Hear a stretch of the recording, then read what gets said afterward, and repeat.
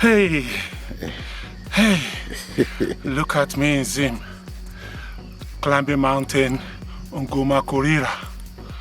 I am totally kaput. I came to Zimbabwe. Oh, I hope I can go back. Hey, see me, sweating like a Christmas goat.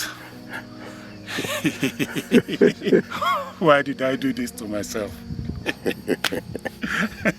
Those of you watching this, pray for me. Oh.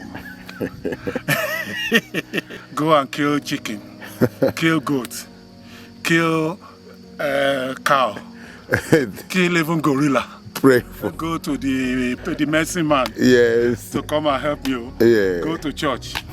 Go to mosque. I'm a king. Hello, my name is Femi Shuewu. This is the story of my first visit to Harare, Zimbabwe.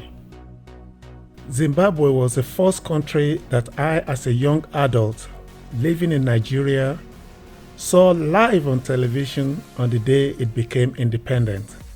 I can remember Bob Marley singing Redemption Song in Harare, Zimbabwe. Zimbabwe, the land of Robert Mugabe, Joshua Nkomo, Kenan Banana, Morgan Tsvangirai, and more recently, the land of Emerson Mnangagwa. It is the land of one of my former Africa Web TV colleagues, Faye Mutepa. Before I go on, if you have not subscribed to our channel, this would be the right time to hit that subscribe button and ring the notification bell so that you will be informed when new videos are online. If you are also interested in additional exclusive content and behind the scenes footage from Africa Web TV, then press the join button for additional perks. After a long but enjoyable trip that took me from Amsterdam to Frankfurt to Addis Ababa and Lusaka, I finally arrived in Harare.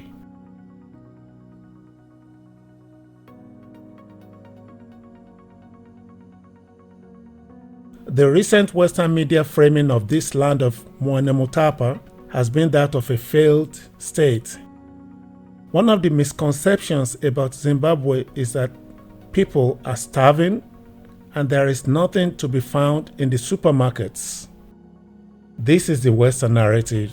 The thing about this narrative is that it gets so often repeated that one begins to believe it. Well, throughout my stay in Harare, every supermarket looked like this one, bigger and more fully stocked than any I've seen in Europe or elsewhere. Of course, some will argue that not a lot of people can afford to go to the supermarkets in Zimbabwe. But if you have been to any African country, you will know that the majority of Africans buy their groceries at traditional markets because of its informality and cheaper prices. In any event, Zimbabweans are thriving better than what the outside world has been made to believe. And that is the true Zimbabwe narrative.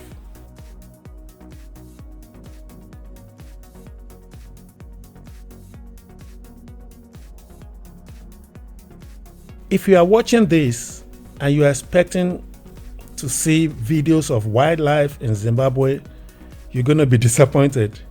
When Africa Web TV travels, we are looking at cities, villages, and people.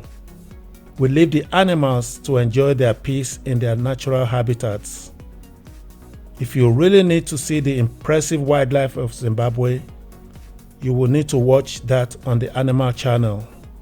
Africa Web TV is more interested in human beings in their natural habitats. Zimbabwe is a beautiful, mountainous country, and if you are visiting Harare, one of the places I will recommend is the village of Domboshava, which is located just 30 plus kilometers from Harare. So you are telling about the name of this place. Can you explain it again? This village is called Sasa Village. Yeah. Sasa Village. Yes. And the bookman is called Dembere. Sabu Dembere. Headman of village. And all these mountains and This mountain is called Musungwa. Musungwa. Yes, sir. And where we are going is called Marimu. so we are going to Marimu. Yes. You can go mountain hiking. There you can choose any of the several small mountains in the area. The most popular and the most mythical, of course, is Mountain Ngomakurira. Inside the mountain are the sand rock art. These are ancient carvings dating back from the beginning of time. This mountain is surrounded by other ones like Marimu. That is what my guide told me it was called. So, the name of this place is the village. The village, Sasa village. Yeah, but we also say it's on the sound of the drum. Ngomakurira. And we're in Domboshava. In Domboshava. I was planning to climb Ngomakurira, which is around 1600 meters or 5,500 feet above the ground.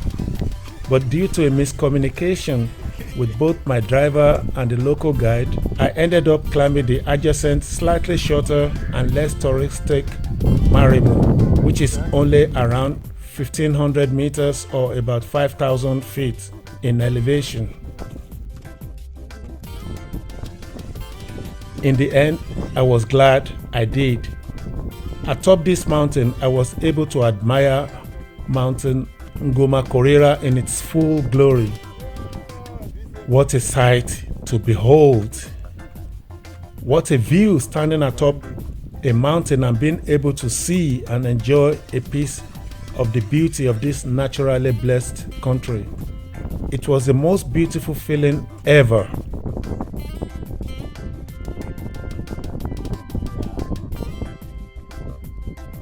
I'm not at the top yet, but as you can hear, as you can see, I'm totally out of shape. I'm tired. I don't know if I'm going to make it, but I'm going to try. This is the beauty of Zimbabwe. Just marvel at all the hills here. And all of these hills have different names. This would be a nice place to come and do a mountain hike. All of those guys who like abseiling, this would be a nice place. Yeah. So nature has provided people with a way to wash themselves, a way to have fun, and a way to enjoy a wonderful view. One piece of advice for other inexperienced hikers like myself: be fit and don't overestimate yourself. Be prepared to pace yourself and watch out and enjoy the added sight of some mountain animals. The hike up is strenuous unless you are used to hiking. It took us close to 2 hours to get to the top. I was panting and suffered bouts of breathlessness due to physical exertion and the altitude. But once you make it to the top, you are rewarded with a view to remember for the rest of your life. Look at this. Just look at this. Take a look at this.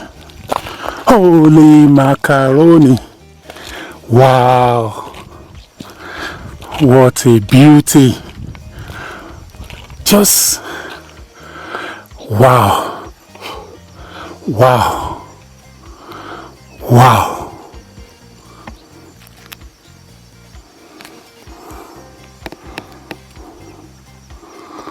Wow. Ngomakurira. Even the name is beautiful. Yes. Ngomakurira. Say after me. Kurira. Everybody. Ngomakurira. One more time. Ngomakurira. Yes. At the top of Marimu, I got into a tiny dark cave where local people also worship traditional deities alongside colonial religions. That's me. Since we got to this place, I have to go inside.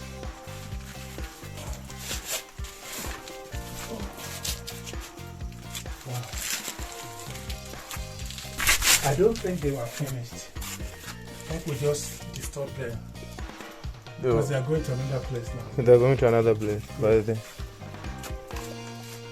But this cave does not go anywhere. oh, there's this tunnel there. Oh, And there is a another- tunnel there. Another one there. You are going to get into the tunnel.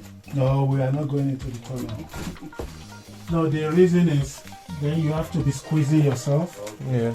I'm too tired to be squeezed. So these people can go into this tunnel. This. And they said there's a river underground there. You come here to. So what is there? What is under? A river. There's a river under. Underground, yeah. Okay. So we are in the cave You're in the of cave. Mountain Marimu. Marimu, yeah. I'm not an explorer, so I'm not going to explore that. But Tonderai, our guide, has just told me that that little cave you can see there is the tunnel goes more and more, and it is endless. And there is also a river. So we've done what we can do today. Climbed, done everything. Oh, he's trying to go. I will not do that, but he's trying to, because it's really very small. I will just hope he stays where he is now. No, I've never been. You have, Yeah. so don't do that No. now, because I cannot guarantee your safety. But it was one of my wish It was one of your wish. to be free. Also, A okay. piece of advice here: take a torchlight with you. You never know what animals you could be in the cave with. I only found out while reviewing this video that I missed a rendezvous with a snake in a dark cave on a mountain 5,000 feet above the ground and 3 kilometers to the nearest civilization. It could have been fatal, but Marimu is my mountain now.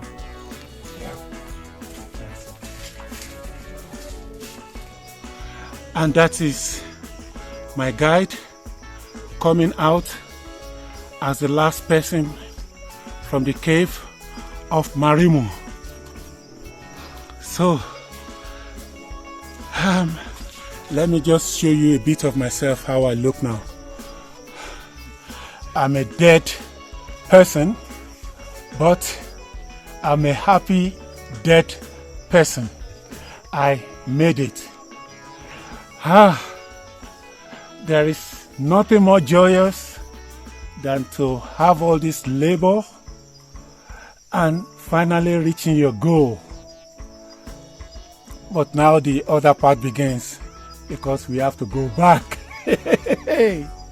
Okay, for those of you who have been on your knees praying for our survival, now please stay on your knees and pray for us to go back. See, now we've been climbing for almost 2 hours, and look at the guide, not one drop of sweat. Not a single drop. And me, it's like there is rain all over me.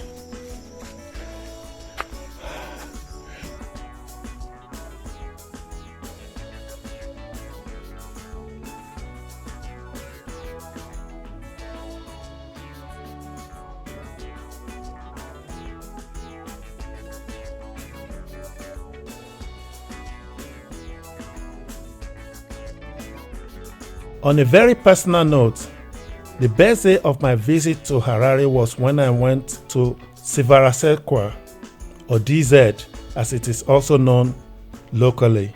DZ is a suburb located 18 kilometers west of Harare. For me, this felt like the Africa I know, the Africa that is home, the Africa in its all glory, the earth in its natural colors. Walking along the road in DZ brought back memories of my childhood in Lagos, Nigeria. The untarred roads, the women and men plying their trade alongside the red roads with potholes filled with rainwater. The smell emanating from the cacophony of dirt and neglect. You could argue that this is primitive and underdeveloped, but I will argue that this is the way nature was supposed to be. No black tarred road built from imported cancer-causing components.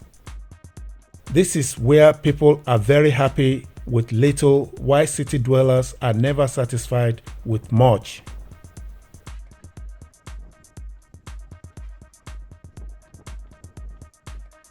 This is the day I felt whole and alive.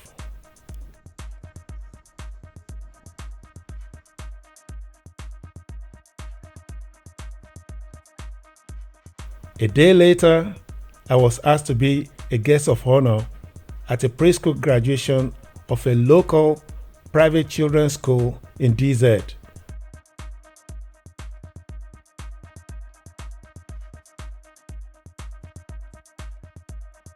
What a beautiful day it was for all involved.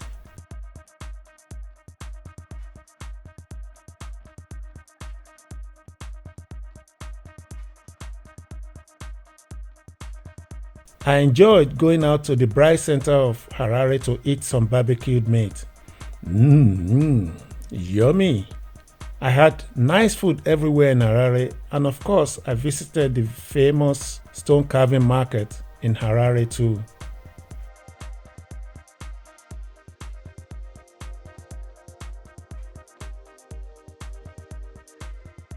Zimbabwe is a very fascinating country. I've been here now for 4 days and I am thoroughly enjoying myself. It's a very beautiful country. The people that I've met are nice people. There are so much misinformation about the country Zimbabwe. Coming here has kind of reinforced my opinion that everything you read in the press you have to take with a pinch of salt. Zimbabwe is beautiful. People have things to eat, unlike what we've been told that it's a failed economy, it's a failed country. Of course, it has its own problems, just like every other country in the world has their own problems. But when you live in the West and you constantly hear about Zimbabwe, about the people, the government, the hunger, you get like scared because there used to be a time, like everybody acknowledges, that Zimbabwe was the bread basket of Africa. And something happened some years ago that this changed. But that's also because the government at the time, that's the government of Robert Mugabe, refused to toe the Western line, the Western culture, the Western dictate. On a random Sunday, I found myself attending a picnic in Longcheng Plaza Shopping Center and Amusement Park in Harare. It was for most young people of Harare a normal Sunday, but for me it was special because for a $10 gate fee, I found myself in the middle of a concert given by a variety of Zimbabwean musicians and artists. At the top of the bill was Jah Prayzah, the leading and currently the most popular musician in Zimbabwe.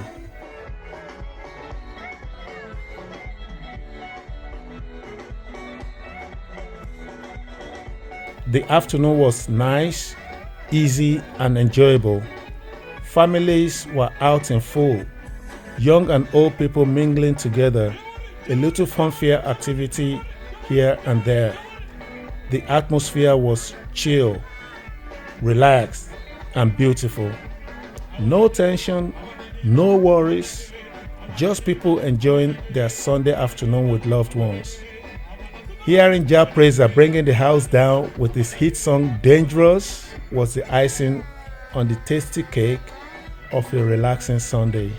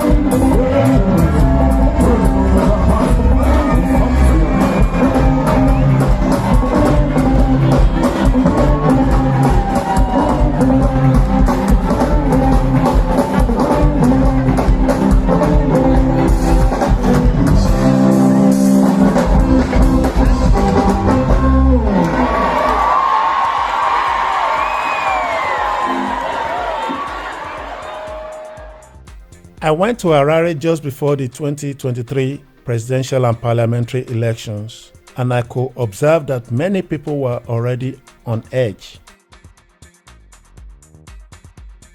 For example, on an innocuous weekend visit to the city center, trying to marvel at how beautiful and modern Harare city center was, some plainclothes agents came to me and other people admiring the view or taking pictures and told us in no uncertain terms to move on and vacate where we were standing.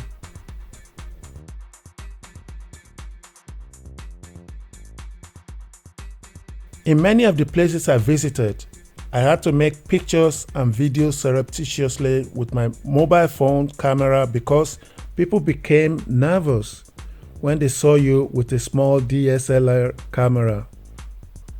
It was a bit frustrating because I was there to tell a story of how Zimbabwe, seen from the Harare point of view, has progressed in spite of the near total Western sanctions imposed on the country for the better part of the last 20 years. Well, you had no choice but to respect the mood of the people and enjoy the weather, the food, and the view. Beyond this somber and nervous situation, I was able to get a glimpse into some of the rich and unique Zimbabwean culture and traditions. For example, important ceremonies and functions are never performed in November. Did you know that Zimbabwe has an ancient but simple traditional system of preventing inbreeding amongst her citizens? It is the Totem system. That system has survived till modern day. I sat down with David Nyamukazura, a Zimbabwean who is well versed in its cultures and traditions. He gave me an insight into how certain things work in Zimbabwe. The full video link of our discussions is in the description section of this video. It is very educative and fascinating, to say the least. Totems are in all tribes in Zimbabwe got totems. And totems are used to distinguish people as a way of protecting us from marrying and maybe the same tribe with you. According to our culture, it's a taboo to marry someone with the same totem with me. So it's also used to distinguish the regions as well. If you go to Zimba, that is a marsh waste, the totem there, the most common totem there is Bushungo. That was Mugabe's totem. So I think it's there in science as well, whereby we have got those what you call the lethal genes, whereby if you marry someone, let's say your sister or your aunt, yeah, there'll be something wrong with the offspring as well. So that was used to protect people from all that sort of thing. Yeah. My totem is Bushungo. And the animal that we'll be talking about when we say Bushungo is the crocodile. Ndlovu is the elephant. We've got Soko is the monkey. We've got that Mukanya is the baboon. And also we have got the Ngare people, which is the hyena. Yeah. We've got the Dziva people, which is the fish. Yeah. Yeah, those are some of the most common totems that we have in Zimbabwe. I know you explained that it's to prevent families from marrying, but do you know the origin of this totem system? I mean, we know why, but do you know how long that it has been existing? It's been existing since long back. I think we were all just born under these totems. Yeah, it's been existing, I don't know which years, but it's long back. Yeah. Also, sometimes if you go to marry in November, it's a serious crime. We don't marry each other in November in Zimbabwe. We don't. We don't do any ritual thing in December, in November, I mean to say. Tell me why. This is news to me. It's because, you know, the belief in Zimbabwe, according to our culture, is we are controlled by spirit mediums. We call this Mondoro. So in November, they will be gone for a leave. They are not at work. So anything that you do, the marriages that you do in November, it's very illegal. And they say those marriages won't last. That's what they say. Because all the gods or all the spirits people worship are taking a break. They've taken a break. In November. In November. I only spent a couple of days in Harare and wished I could have stayed much longer. Visiting Harare, Zimbabwe has been an experience worth savoring. What I also noticed while in Harare were the constructions going on in many of the places I visited. Harare is a city under construction, and I suspect the same is true for the whole of Zimbabwe. I enjoy the food, the malls in the city center, the nature, and the friendly people of this mysterious land.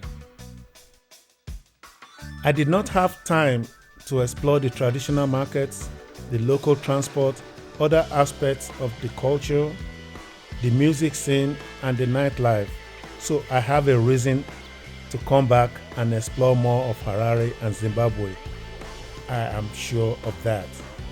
If you are still doubting that Zimbabwe is a beautiful country, I'm gonna tell you, don't doubt. Come to Zimbabwe. Come and see the beauty of Zimbabwe. Zimbabwe is beautiful. Zimbabwe is green. Zimbabwe is just blessing. Don't believe what you've been told. What you see in the Western media, Western press is totally not true. If you come here, you are going to wish you were born here. Thank you for watching. Don't forget to subscribe, like, share, and leave your comments on this video. Until the next time, this is Femi Shuewu. Thank you for being a part of our journey. I'm a king, yes, I'm a king. I'm a king.